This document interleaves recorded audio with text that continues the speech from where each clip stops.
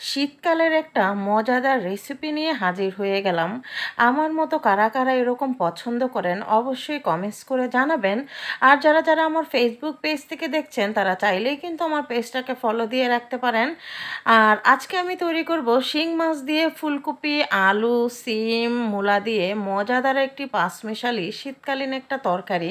এরকম একটা তরকারি হলে কিন্তু দুপুরবেলা আর কিছুই লাগে না।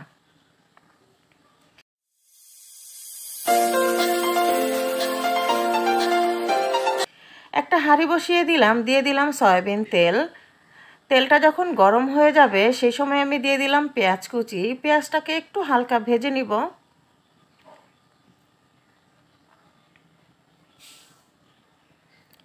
পেঁয়াজটা যখন এই যে এরকম একটু ভাজা হয়ে যাবে, মানে কাঁচা গন্ধটা চলে যাবে, সেই পর্যায়ে দিয়ে দিলাম স্বাদ মতো লবণ।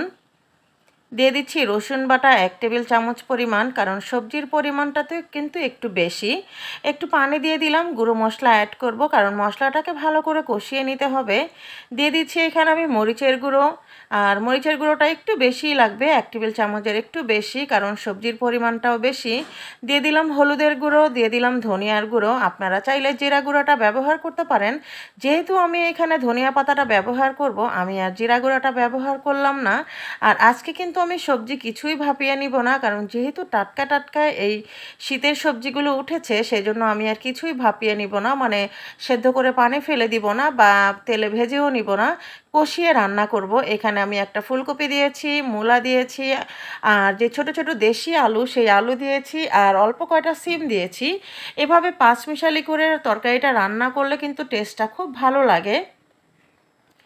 এখন সবজিটাকে ভালো করে কষানোর পালা।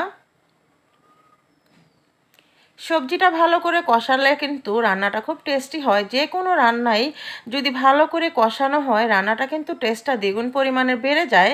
তা না হলে কিন্তু একটা পানসে পানসে লাগে আর মশলার একটা কাঁচা গন্ধ চলে আসে।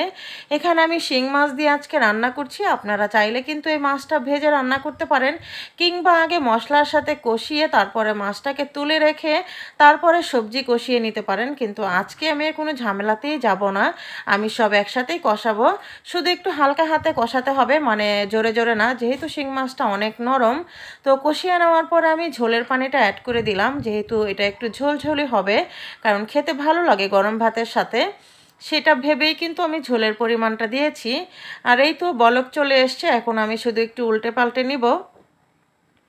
দেখতে পাচ্ছেন তরকারির কালারটাই কিন্তু অনেক সুন্দর লাগছে, তাই না? এরকম একটা তরকারি দিয়ে কিন্তু শীতকালে দুপুরবেলা যদি গরম গরম ভাতের সাথে খাওয়া হয় তাহলে কিন্তু আর কিছুই লাগে না। আর এই যে শেষ পর্যায়ে আমি একটু দিয়ে দিচ্ছি ধনিয়া পাতা কুচি, কারণ এটা না দিলে তো শীতকালের গন্ধটাই আর আসবে না, তাই না? রেসিপিটা কেমন লাগলো অবশ্যই আশা করছি কমেন্টসের মাধ্যমে জানাবেন। আর কে কোথা থেকে আমার ভিডিওটা দেখছেন সেটাও অবশ্যই জানাতে ভুলবেন না। আর যারা আমার ফেসবুক পেজ থেকে দেখছেন তারা চাইলেই কিন্তু আমার পেজটাকে ফলো দিয়ে রাখতে পারেন। আর যারা আমার ইউটিউব চ্যানেল থেকে দেখছেন তারা প্লিজ আমার চ্যানেলটাকে সাবস্ক্রাইব করে পাশে থাকবেন। আল্লাহ হাফেজ।